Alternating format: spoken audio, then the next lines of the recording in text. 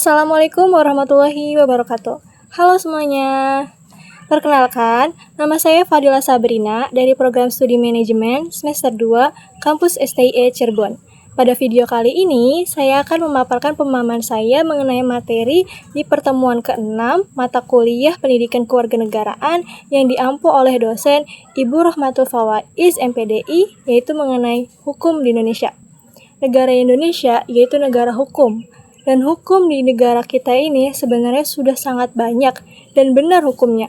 Namun, masalahnya itu bukan pada teks hukumnya, melainkan pada para pelaku dan pelaksana hukumnya yang tidak benar. Karena realitanya, rasa keadilan hukum di Indonesia itu masih terasa sangat timpang. Dan juga kita sering melihat kasus korupsi besar yang merugikan negara hingga miliaran rupiah, namun pelakunya hanya divonis beberapa tahun saja, yang sangat relatif ringan. Sebaliknya, kasus seperti nenek yang mengambil kayu jati itu hukumannya hampir setara dengan para koruptor. Inilah yang membuat pelaksanaan hukum di Indonesia itu seperti hukum yang tumpul di atas dan tajam di bawah, yang dimana memberatkan rakyat kecil seolah tidak bisa berbuat banyak dan tidak berdaya, sedangkan para penguasa itu mendapatkan keringanan hukuman yang tidak sepadan dengan kerugian yang telah mereka lakukan. Jadi, yang harus diperbaiki dulu yaitu para pelaku dan pelaksana hukum dari kualitas manusianya. Sebab manusia diciptakan oleh Allah itu sebagai makhluk yang mulia dan lebih tinggi derajatnya daripada hewan. Namun, ketika seorang mengabaikan nilai-nilai kemanusiaan, ia sebenarnya sedang merendahkan derajatnya sendiri.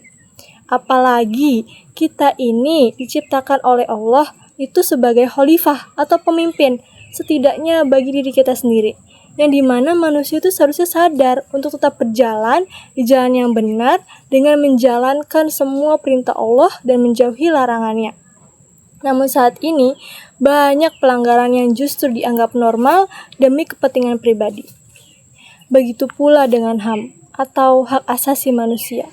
Bagaimana seseorang bisa menjalankan nilai-nilai hak asasi manusia jika perilakunya saja tidak mencerminkan sisi manusia?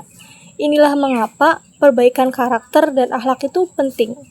Dan dalam Pancasila terdapat 5 sila yang berbunyi, yang pertama, ketuhanan yang Maha Esa, 2. Kemanusiaan yang adil dan beradab, 3. Persatuan Indonesia, 4. Kerakyatan yang dipimpin oleh hikmat kebijaksanaan dalam permusyawaratan dan perwakilan, dan yang kelima, keadilan sosial bagi seluruh rakyat Indonesia.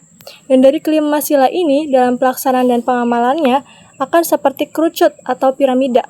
Jadi, dijalankannya itu dari yang paling bawah sampai ke atas. Dan yang paling bawah itu sikap untuk keadilan sosial bagi seluruh rakyat Indonesia, dan terus sampai ke ketuhanan yang Maha Esa.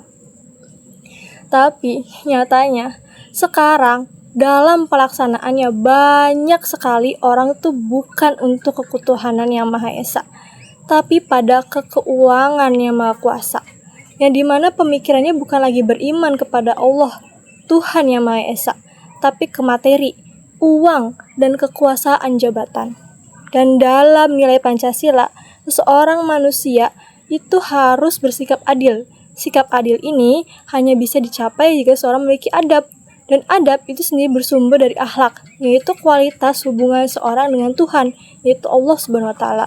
Dan jika seorang memiliki akhlak yang baik, ia pasti akan beradab. Dan manusia yang beradab pasti mampu bertindak adil. Baik, cukup sekian penjelasan dari saya mengenai pemahaman materi di pertemuan ke-6 mata kuliah Pendidikan Kewarganegaraan.